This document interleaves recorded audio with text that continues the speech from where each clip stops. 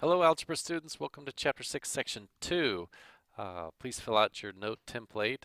As you see on the screen, put in your topic objective, which is solving a system of equations using substitutions. We'll teach you what that means here in the course of this video. Also, please put your name and hour and the date in there appropriately so you can have nice, neat notes ready to go. So I'm going to jump right into things. We have a lot to talk about here. It's going to take at least two, maybe more videos to get through this, as the algebra in this lesson gets a little bit crazy for you. So, and the concepts are moving into some higher level thinking stuff. So let's go back and talk about what is a system of equations. Let's define that first. And I've done that here. I'm going to define it over here. I like to write my definitions over in this area, the description or explanation. A system is two or more equations that contain the same variables. Two or more equations that contain the same variables. Hit pause if you need to get that written down, because you're not going to want to miss anything in this video, and you're probably even going to want to go review a couple of them, maybe multiple times, if I'm just being honest here. All right, two or more equations that contain the same variables. An example, we've seen several examples in the last couple days of the work we've done in class, but I'll just make one up here. Here are two equations that have the same variables.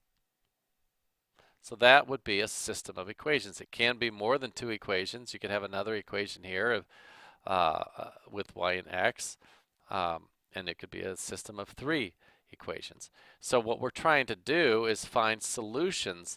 Put a dotted line in your notes there. We're trying to find solutions to these systems, and a solution to the system is basically the point, in this case the ordered pair. That probably would have been better, the ordered pair,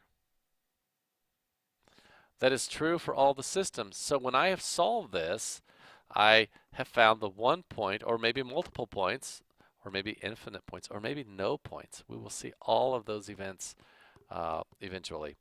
The point or points that are a solution. So when we graphed it, this is what it looked like to us. If that's the, let's say that's the x and y axis, even though it's a bit slanted. If that's x and y, if I had two lines, we were looking to find that point of solution where it intersects. That is the solution right there, because that point is true of both of those equations if that was the graph, which that's not for this one, but that's what it is we're doing, okay? So system, same variables, multiple equations. That's the system. The solution is the point that is true of all of them. Okay, and solving by substitution. Let me make that go away there so you can get all this written down here. Solving by substitution.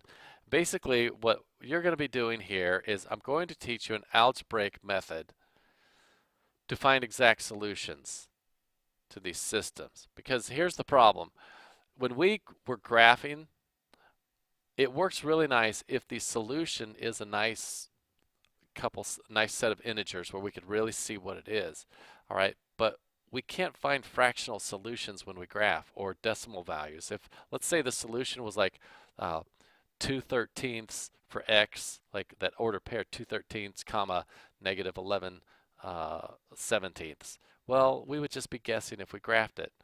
And substitution allows us to find those exact answers, and that's what I'm going to teach you here, as it's about to get a bit complicated there. So put another dotted line in your notes, and probably I would suggest on this next question you start at the top of your page, because you're going to need the space, and I think it would be better for you to have it all together in one place as we try to work through this particular question here. All right, let's say that we have this system of equations and we're going to solve it. So example one, solve using substitution. I will at times ask you to show a specific method. You'll have three methods. You have one. One is graphing. I'm teaching you substitution now, and the next one is called elimination, that I will test you on, and I will say I want to see substitution here, or I want to see elimination here, and then most of the time you will be allowed to pick the method of your preference, which is usually elimination which you'll see when we get to that probably next week sometime. So here's how it works. Okay, first thing, let's copy the two equations here. Y, this is our work area in the middle. Well, it's a great way to take notes for math classes, by the way, as you grow up. Y is equal to x plus 7. Okay, now I'm going to call that equation 1 and that equation 2, just so I can refer to it later. Typically, a lot of times you'll see math books that'll put this symbol. That's kind of a symbol that means that that's a system of equations. Okay, equation 1 is this, equation 2 is this. All right, well, in doing substitution, what we have to do is we have to have one isolated variable. Okay, so what I'm looking at here is I have y is isolated in both of the equations. So I need that. I'm going to use that. All right, so the first note I'm going to put here for the notes is just so you know that you must have at least one variable isolated.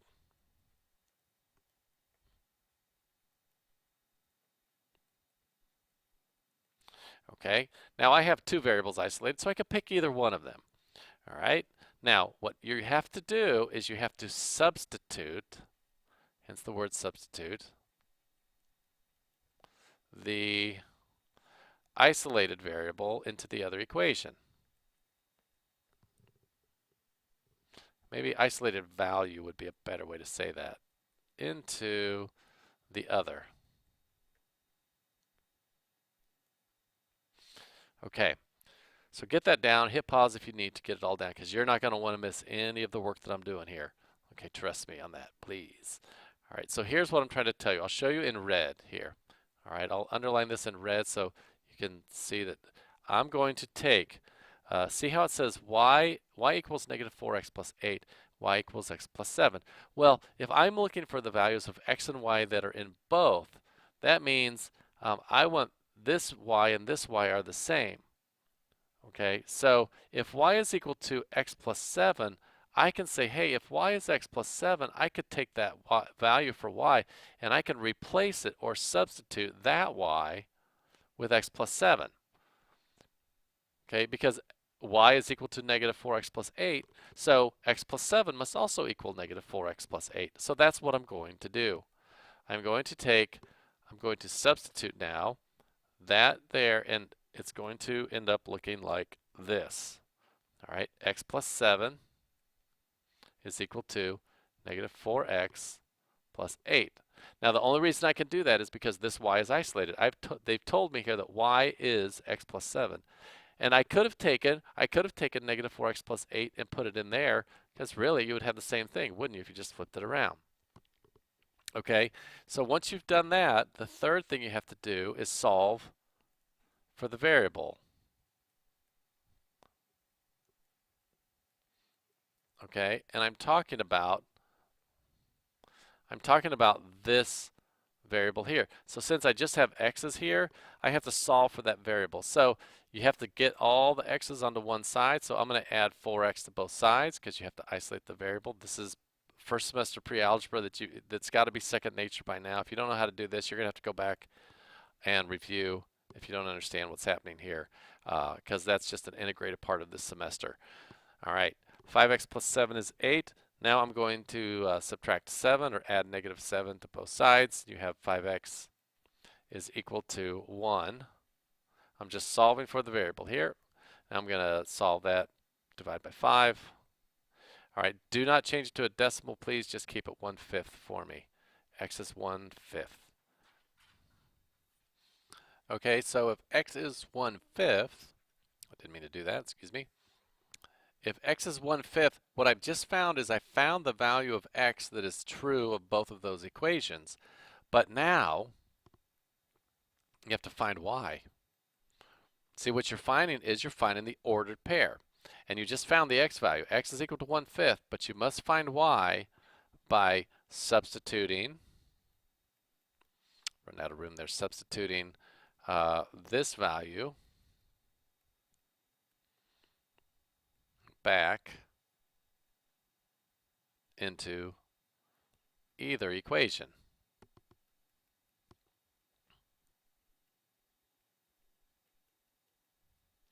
And I'll show you how to do that right here. All right, if I know that x is 1/5, I'm going to look back at these two equations and say, okay, I know I found the value of x that makes both of these true, but I now need to find y. So if I know x is 1/5, well, what would make sense to find y? Hopefully you're thinking you'd replace the 1/5 in there, so we're going to do that. Y is equal to, now I'm going to pick this equation number 2 here because that just looks a little easier to me because I can just go 1/5 plus 7. Y is 1/5 plus 7.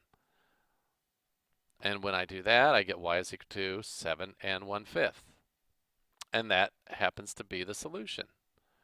All right, so the actual answer to this question, all right, is the solution, which is the ordered pair, parenthesis, and you need to write it as an ordered pair 1/5, comma, 7 and 1/5. And later on, I will show you how to check that answer, but that's it. All right, we'll be back with another video soon.